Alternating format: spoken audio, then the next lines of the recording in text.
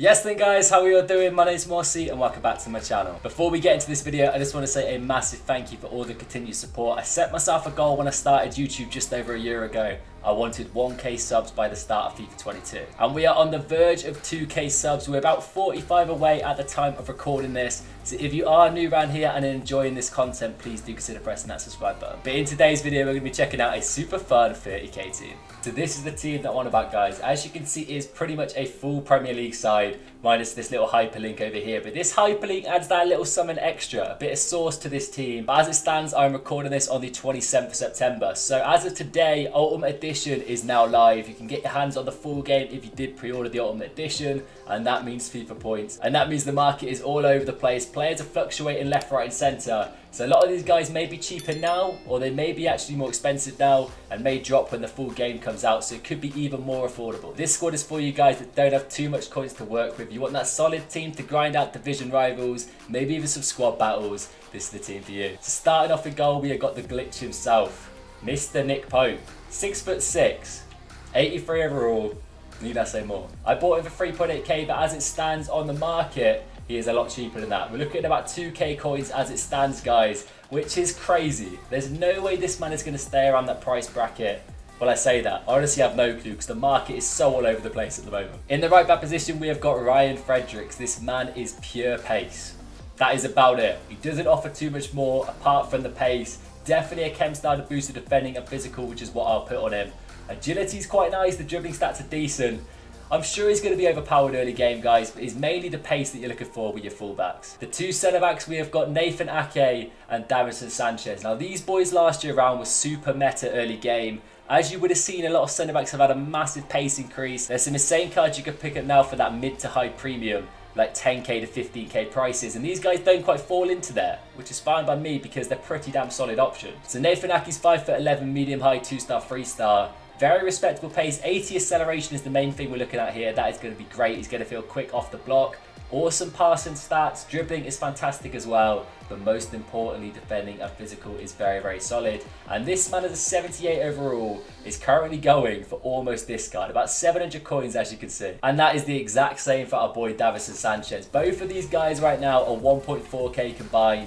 Almost carbon copies of each other. Apart from Sanchez has more of his pace in the sprint speed than the acceleration. But both very physical centre-backs. Sanchez offers a little bit more height and the medium-high work race, which is going to be nice. And I feel like these two as a defensive duo should be really solid. At left-back, I had to have a bit of Arsenal bias in it. Big man KT, Braveheart himself, fighting for the club. You need that player who's going to throw himself about a little bit. Get stuck in, leave an elbow in, stud the Achilles a couple of times. This is the boy to do that. Kieran Tierney, 5'10", high work race, left-footed, 3-star, 3-star.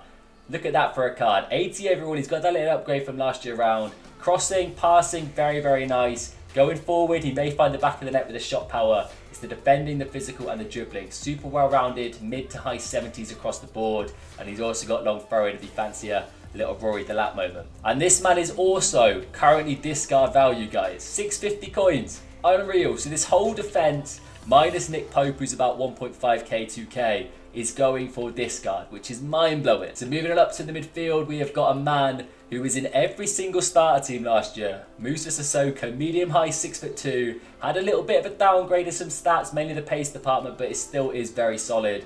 2.7k I paid for him. I'll show you how much he's going for in a second. Has the sprint speed, not too much the acceleration, but it's the physical, the strength, the stamina, the aggression. He is that bully, that bulldozer in the middle of the park. And of course, he's got the solid player trait. So Sissoko has been fluctuating quite a bit. However, you could pretty much pick him up for 2.6k open bid. As you can see, not a single person has bid on this one. So I reckon 2 to 3k is a rough estimate. 2.5k. There we go. Alongside him, we got another Frenchman in the Premier League. Is Abdoulaye Doucouré. This man is almost the ideal box-to-box centre mid. Just needs that little increase on the pace. Going forward, he offers quite a bit. The passing stats are great. Decent dribbling minus the agility and balance, but the physical and defending stats are there. So we're breaking away from the Premier League for a second, heading over to FC Porto in the Liga Portuguesa. 3-star, 4-star, high, 6 foot. We have got Mateus Arube. 650 coins, you can see their discard value. And this man is pretty much as well-rounded as it can get for a centre midfielder in the starter team. 70s across the board, a couple of 80s floating about and a few 60s.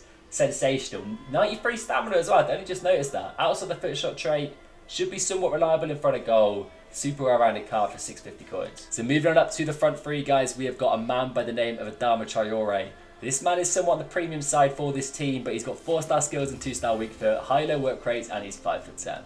I mean, there's one stat that catches your eye, and that's the only stat that should catch your eye. It's that pace. He's going to be lightning quick. The shooting is going to be massively consistent. That's why we give him a Deadeye Chem style just to boost it up a little bit. Dribbling is fantastic as well. Of course, he's got the strength, the physical stats, a bit of flair about him. He's going to be that ball carrier. Get to the byline and whip it in for this man to get on the end off. We've got Raul Jimenez, 6'2", high work rates, 3-star, 4-star. And this year around, the bigger, more bruiser type strikers are a lot more usable. You would have seen people raving about Haaland, Lukaku, all those kind of big physical players are fantastic this year around. 63 acceleration is a little bit poor, but the sprint speed makes up for it. The shooting stats are fantastic. 84s across the board. He's got the passing, he's got the physicality, and he's also got heading accuracy. And headers are massively overpowered. So that is the aim for this man. Hit the wings with the two wingers, chip it in.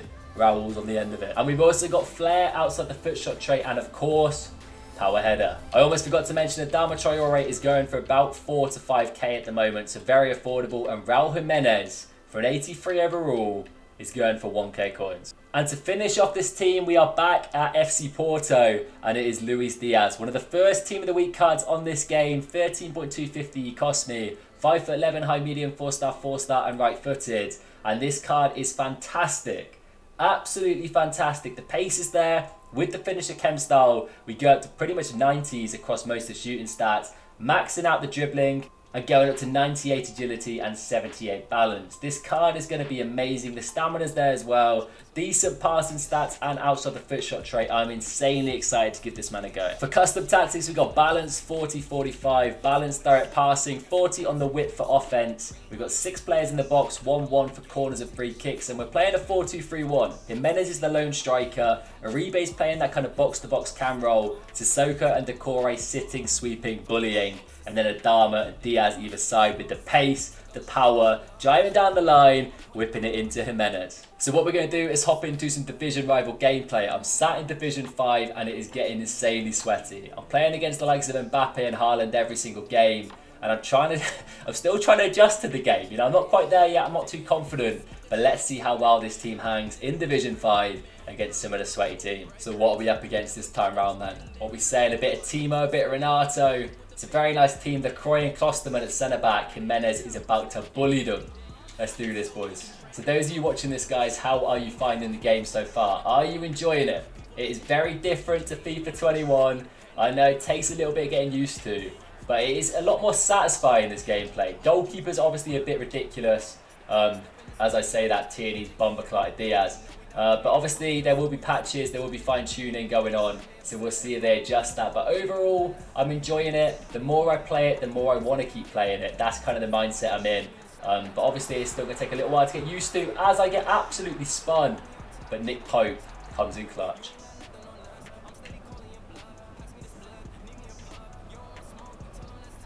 Oh, lovely dribbling from Diaz. This man feels incredible on the ball. You also got Jimenez in the middle. We're going to dink it in. Raul. Is that a good kick? Oh, mate. Porcupines. That was definitely a corner. Go on, Jimenez. Hold that up. Got Adama breaking away. We got Rube through the middle as well. Needs to get back on side. Lovely. Jimenez swivel. Go on, Adama. Hit that. Oh, getting Castiles. This guy is insane. Every goalkeeper is on roids right now. Let's play it short if we can. Hit the line. Front post. He's there again. Of course he is. But this team is looking lively. Adama and Diaz either side are deadly, boys. Honestly, just utilise the pace. You don't need to be too tricky skill moves. Just get it in the box for Jimenez. Bit of wiggle room. Diaz again. Another save. Am I surprised?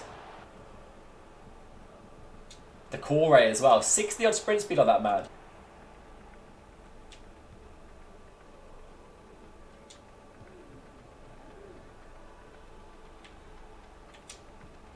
Oh, I love Diaz. I actually love him. I think it's quality. Come on, Adama. Lovely overlap. Obviously, we got Fredericks on the pace. We got Jimenez in the middle. Just couldn't find him. Needs a better ball in there. Make that. Brilliant bit of defending from the boys. Clean up crew at the back. Nathan Aki, Davison Sanchez. Keeping up with the quickest strikers in the Premier League, eh? These guys are discard value. Go on the Corey, spread the play. I really do like 4-2-3-1 as you've got so many options to kind of spread it from side to side. Diaz. One inside of Rube. Another corner. Eventually we're going to get this goal. Mark my word. Oh, boys, it's beautiful. Traore can make that. Maybe could try to take it round it, but we are getting so many chances. Surely any minute now I'm finding the back of the net. I definitely need to watch a couple of our finishing tutorials, guys. Go on. Diaz. Another block. Big leap, boys. Sissoko of all people. This man is a bully. There's so many big bruisers in the box ready for corners, guys. The likelihood of you scoring from a set piece is very high with this team. And obviously you utilise the pace on the wingers, but we get the goal and we are 1-0 up. Oh, Sissoko again. They do it every year, honestly. This man just gets more overpowered. He gets the downgrade, but he feels even better. He's there again. Of course he is. Unreal card. 2 point whatever K he costs. Overlap Adama. Ah, Klosterman's there. Come on then, boys. Bit of counter-attack time. Spread the play with the 4-2-3-1. You love to see it. You just go side to side, guys. Honestly. Keep spreading the play. Don't worry about the fullbacks bombing forward. You're going to have men over. Oh, lucky. And tracking back, he's there again. You bomb forward with a fullback. Don't fear, because Sissoko is just waiting for that moment. Oh, Diaz. Cheeky. Oh, this man's done 3 of them. Still going. Oh, he's done him again. We'll get the corner. We'll take the corner. This card feels unreal. I knew his stats looked too good to be true, guys. The pace, the agility, the balance, all the dribbling stats. What a card for 13k as well. Take in mind, he will go out of packs in 2 days when we get a new team in a week. Oh dear. We may be in trouble here. Ake against Werner. Oh, what a tackle from Ake there. Playing for the badge.